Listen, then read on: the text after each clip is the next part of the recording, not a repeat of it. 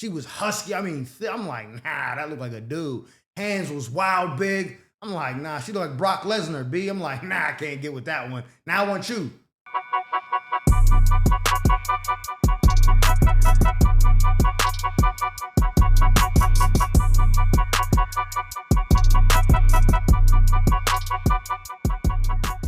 Welcome back to another episode of the Chronicles of Mike Murphy. I am your host, comedian Mike Murphy. Hey, before we go any further, please do me a favor. If you're not already subscribed to the channel, stop what you're doing and hit the subscribe button. Like, share, comment, tell a friend to tell a friend. There's any way that you can help contribute to growing the audience on my channel, I greatly appreciate it. Because I said it before, I'll say it again. Without you, there is no me. And for that, I am forever thankful.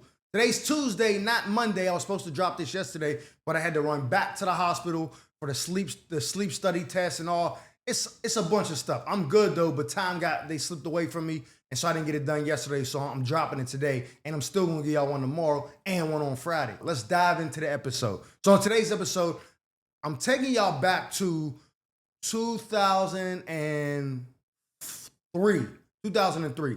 I just recently talked about this on my podcast. If you're not following that, you want to tap in. It's called The Mike Murphy Show featuring John Grimes. It's on my other YouTube channel. Check that out. But I brought this up because we had a guest on who was born in 2004. We was trying to explain 9/11 to him, and we was talking, and then Grammy was like, "Yo, do they be selling ass over there?" And I didn't know what I thought he was just talking about, like in the army, like in Texas. I'm like, "Yeah." He was like, "Oh, over there," and I was like, "Oh, you mean Iraq?" Nah. And so it caught me off guard when he said it, because I was thinking like, yo, dudes are always going to be dudes. We over there ducking bullets and bombs and destroying the enemy, neutralizing the threat. And he talking about, yeah, because you bought the box. Because I'm just saying, it's all dudes over there. Where's the box for sale at? So I was like, nah, you can't. But you probably could. But what I told him was the 40 over in Iraq could go way further than a 40 in the States. You know what I'm saying? The 40 on Figueroa might get you up. That might be it over there. They gonna cook for you too. They gonna make you the hot, you know what I'm saying, the hot plate, and give you the neckery. You know what I'm saying? If you give them the 40, they're set for a whole month with the 40 piece. So anyways, it made me think about this story over there. And so for those who don't know, I was in an artillery unit. I told y'all before, Cadet crew member, 13 Bravo, you know what I'm saying? King of battle, king of war. We the best. So those units are all dude units. Sometimes you'll have the headquarters battalion, which is like the admin of the unit. They may have a female or two in there. You know what I mean? Someone to do pay or something like that. But typically they try to keep them females out of there because it's just a bunch of wolves, a bunch of dudes around one or two chicks. That's not really a great environment. You know what I'm saying? I ain't saying all dudes are bad, but some dudes are bad. So you get a situation where we over in the desert for a year with no women, and you got two chicks. They start to look like Nia Long and Halle Berry, and then dudes don't know how to say no sometimes. So next thing you know, she's pregnant over there, and she didn't consent. So we not going for none of that. You know what I'm saying? Let's relax. So they usually don't put women in them units. So when you get over there, it's all dudes. It's just the dirty mags of the DVDs, the booty top 42s. You know what I'm saying? They get you right. So I told this story a while back, and this is how I will let you know how desperate we be over there. There was a dude, I'm not going to say his name. I think I did say it on the podcast, but I ain't going to say it now. He was from Chicago, Mexican dude, right?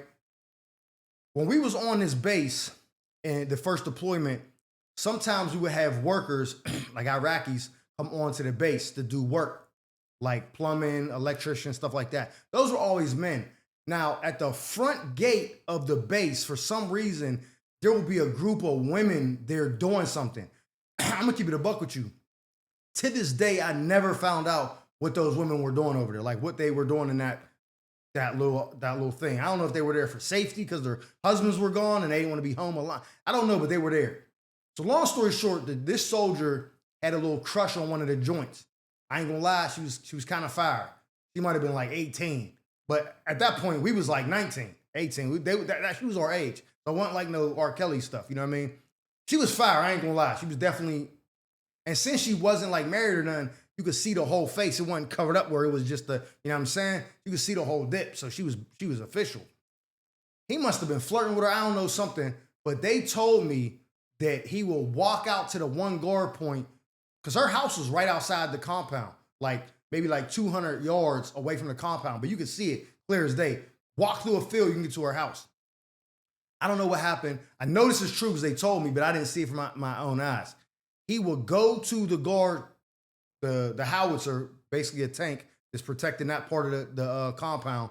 He would go up there with his uniform on, weapon and all that, change his clothes into something else, put his clothes inside the howitzer, tell the people on guard shift, like, yo, don't say nothing. Climb the fence. No rifle or nothing, which is bugged out. If I'm still gonna go sneak off for the guts, I'm taking the rifle at least.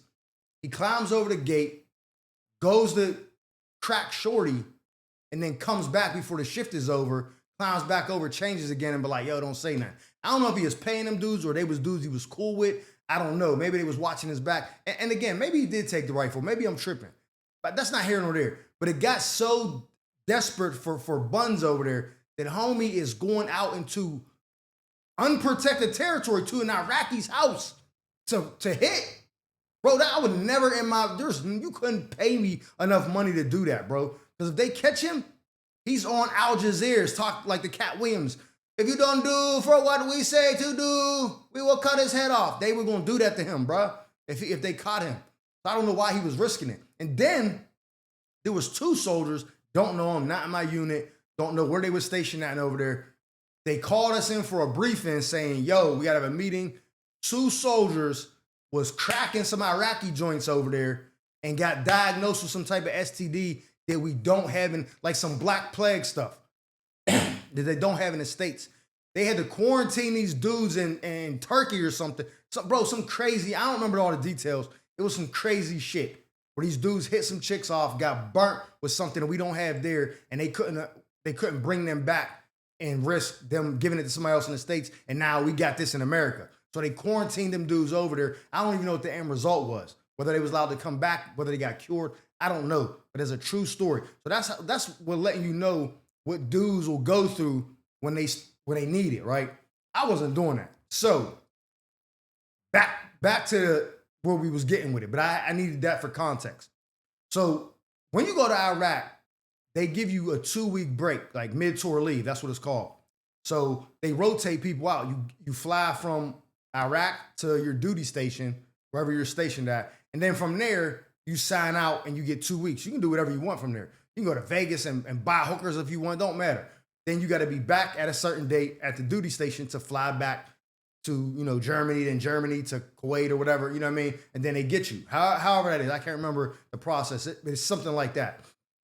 So the first tour, since we were during the invasion, we went at the beginning, March of 03, we went to Iraq. So they didn't really have that system worked out yet. So every soldier wasn't going to be able to go home for 2 weeks to do their mid-tour because they started the process too late. And you're probably thinking like, well, why can't they just send everybody home? No, you got to have a certain percentage of your soldiers readily available to fight. Like you always got to be at like 90%, something like that. I don't know what the number is, but that's just an example. So if they send 30 dudes home, that might put us at 75%, but like, we can't do that. So they'd have to send X amount in blocks. But by time like the end of the tour comes, people are like, bro, I'm not going home now. We leave in a month. I'm just going to stick it out. So basically we was going to run out of time to get everybody home according to the blocks of people we were sending each 2 weeks. So what they did instead was, okay, we'll take groups of soldiers and send them to Doha, Qatar, which I'm going to keep it a buck. Back then, it wasn't built up like it is now. But now, Doha is like baby Dubai. It's lit. It wasn't like that then. You know what I'm saying? I'm going to keep it a buck. It wasn't. But they were sending us down there, which is not enemy territory, for like a 4-day break, like R&R. That's what they called it. Rest and relaxation for 4 days. You know what I'm saying? As soon as you get down there, you turn your weapon in, which was crazy to me because I was not used to going anywhere where I seen, somebody that looked like an insurgent. I ain't even trying to be racist, but you don't know the difference over there. The culture is the same. So I see him and I see him. Which one's the bad guy? So down there, none of them is the bad guy, supposedly. But when you see him, you can't help how you feel. Like, I feel like this might be the enemy because your brain is trained to think like that. So turning in weapons was hard for me. But I went down there for the 4 days. Now, rumor was that the Sri Lankan people that worked like as contractors, because So I don't want to go too far off the subject, but once Iraq got really built up, KBR, which was owned by Donald Rumsfeld, I'm not gonna get into that, was the biggest contractor for the United States military. They did like the internet service, the food, all that. When you go to the mess hall, KBR runs the mess hall. What they do is they hire people from like Sri Lanka and Bangladesh and those other countries, and they pay them decent. Really, them people are getting paid and they're becoming rich wherever they live. But they don't do that. They get the money and send it back to their families. That's how a lot of immigrants do it or whatever. And foreigners, when they get a chance to come up on a lot of money, they work to send it back to their families in these countries they don't have much. So down in Qatar, they had Sri Lankan people working at the Orange Julius and at the all these different things. So they had a massage parlor there. The rumor was they would give you the happy ending if you tipped a little bit. You know what I'm saying? If you put a little icing on the cake at the end, they would get you right. So now I told you, cats is hopping walls, getting the Black Plague, all that just for the guts. I'm like, I'll take the yang, yang, yang. I'll take that and be safe and sound. You know what I'm saying? So I'm like, oh, I can't wait. We get down there. I'm like, oh, bet. Got regular clothes on, civilian clothes. I'm like, oh, it's lit. Go to Orange Julius, get me a drink. I'm like, man, I ain't had nothing this good in a minute. Pause. And it's crazy because it don't taste like the Orange Julius or like the Dairy Queen in the States, but it tastes way better than anything we have been eating for the last year. So I get that, whatever, we watching TV in the fitness center and all that. Then I'm like, man, where the massages at? They're like, oh yeah, over there, it's the little spa or whatever. I'm like, bet. So me and my homeboy I was with, so he wasn't only my homeboy, but we was in the same unit. I don't even remember who I was with, but I remember me and him kicking it. Like we here together. We was like, yo, let's go in there and get the dips, you know what I'm saying? Get the tugs and be good. They're like, bet. So I remember asking like, how much is the massage? And the massage for 30 minutes was like $20. An hour was like 40. I was like, bruh, I need a whole hour. So I paid a 40 to get the hour, right? He pays his 40. Two ladies come out. One is a petite, small, pretty, bad joint. I'm like, damn, she fine. You know what I'm saying? Now, I ain't never dated a Sri Lankan. I think that's how you say it. But she was right. I was like, oh yeah, shorty's official. I want her to do the, you know what I'm saying? Because the other shorty was wow, bro. I mean, big lunch lady arms. She looked like she could play, like, she built like Aaron Donald. Bigger than that. One of them, like, she was built like a Samoan. She was husky. I mean, I'm like, nah, that looked like a dude. Hands was wild big. I'm like, nah, she looked like Brock Lesnar, B. I'm like, nah, I can't get with that one. Now I want you. She's like, oh, it's going to be like 10 minutes. I'm like, oh, I'll wait. My man was like, all right, I'll go with you. It's cool. I'm like, yeah, I ain't going. Yeah, go ahead. Go with homie, bruh. So he goes with dude or whatever. It wasn't a dude, but I'm being rude. He goes with the lady. Like 5-6 minutes later, the other girl comes out. You ready? Yeah, cool. Go in there, boom, get my massage. At the end, I'm like, yeah, y'all take tips? She's like, oh, no. I'm like, oh, take tips? She's like, oh, tips? I'm like, yeah, tips? She's like, oh, no. I was like, all right, cool. Still gave her like, I think like $5 or something for a tip or whatever. I come out. I'm like, bro, this is crazy. They didn't lie to us, told us girls was giving the handies down at the masseuse, you know what I'm saying? The happy ending spa, that's crazy. My man come out like, what you mean? I'm like, yeah, I was hitting Shorty with the, you know what I'm saying? She was like, nah. He was like, oh, yeah, Shorty got me right. I'm like, what? He was like, yeah, she did it twice. I'm like, bro, are you serious? He was like, bro, he was official. That first one came out, wow. I ain't last a minute. I was like, bro, that's what I get for trying to be picky. I should have just went with the guaranteed. You know when you go to the club and it's 5 bad joints and then there's one that's like, she's not nothing. You go to the top joint. How you doing? Yeah, you can take my Instagram that she knows she get mad dudes. She's not having it. If you to go right to the least attractive one, damn baby, you look good. How you doing? Oh yeah, I'm going home with you. You'd have been guaranteed. I should have went with the guaranteed instead of trying to be picky. And so now I gotta do it myself when I get back to the you know what I'm saying, the spot where the cabin where they keeping us at. I was like, you know what? I'm going back tomorrow and I'm picking her. I don't care. What's another 40? That ain't nothing to me. I got big bread over here. Went back the next day. Pretty joint come out. You again? Come on. No. Where your friend at? Oh, no, not today. Off today. Oh, come on, bro. And I don't know why I made that accent. I don't know if that's what she sounded like. I don't know what they sound like over there. So that was rude. Sorry, but it was an accent. And she did it and was like, nah, the lady's off today. It's just me and this other chick. And the other chick came out. She looked at like, nah. She looked at like somebody's grandmother. Like she's not tolerating none of that. I wouldn't even have felt right asking her for that. Like I felt that'd have been disrespectful. So I was like, nah, I'm gonna just come back.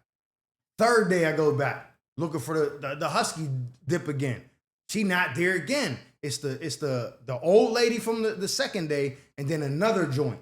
And I'm like, I don't know if this is even going. You know what I'm saying? Like I'm gonna just wait till the fourth day and no matter what, I'm gonna get one more massage regardless, and I'm gonna bounce. So I was gonna just keep paying for the massages without the, you know what I'm saying, without the dessert. I had enough entree. I need some dessert now. I go back the fourth and last day, but I got to go back like early because we leave that night. So I go there probably like 3:00. Go in there. It's the pretty joint. It's the big joint. It's the old joint. Now they got 3 pieces working. I'm like, oh, bet. Big joint. I pick her. She's like, boom, come on. I go in there, whatever, do the massage. I ain't gonna lie, she did a way better massage than a petite joint. Them big hands, she was digging in my back. I'm like, oh, this feels amazing or whatever. She flips me over. Bro, I don't even have to ask for it. Wham, wham, wham, wham. I'm like, oh. Bro, I probably was in and out of that joint in 45 seconds, dog. That big joint, then she just flipped me back over, went right back to the massage. She probably rubbed my kids back into my body because it was probably still on her hands. I don't know. I can't remember. That was like 20 years ago, bro. That was 04. That's 21 years ago. You know what I'm saying? People that wasn't even born yet now could drink. That's crazy. So she just rubbed right straight back into the massage. I'm like, oh my God. Finished that. Now I know like the hour's almost up. She's like, oh, flips me over one more time. Right back to it again, the double decker, just like my man said. I'm like, oh, now this time I went a little bit long because I got the first one out. You know what I'm saying? Finished. I gave her an 80 piece. Yeah, here you go. Oh, thank you, thank you, thank you. I was like, I also gave her a hug. I was like, I'm good. I went back to fight the war with a fresh, unfogged brain. It was a fresh, clean slate. I'm good, bro. My mind is right now. I can see clearly now. Yo, but I'm so glad I waited till that fourth day because I got 2 joints, so it made up for not getting one the first day. Then I came back to my unit like, yeah, I'm in a good mood. They're like, yeah, you happy? Yeah. Let's go find some insurgents, baby. My back's loose, my body's right, my mind's right. We in business, you know what I'm saying? So yeah, man, that's the story. How I ended up with the little happy ending spa in Doha, Qatar from the Sri Lankan lady. Lady, if you out there and you happen to come across my channel, I appreciate you. I know you're never gonna see this, but it's love. That wraps up this episode of the Chronicles of Mike Murphy, man. Hope you guys enjoyed it. Again, like I said, man, I apologize about yesterday. You got it today, and you're going to get one tomorrow, too. And that one's going to be a good one, too. So, again, if you're new to the channel, please do me a favor. If you're not already subscribed to the channel. Like, share, comment. Tell a friend and tell a friend. Because any way that you can help contribute to growing the audience on my channel, I greatly appreciate it. As I said it before, I'll say it again. Without you, there is no me. And for that, I am thankful. I will see you guys tomorrow. Stay safe, stay blessed, be prosperous, and I'm out.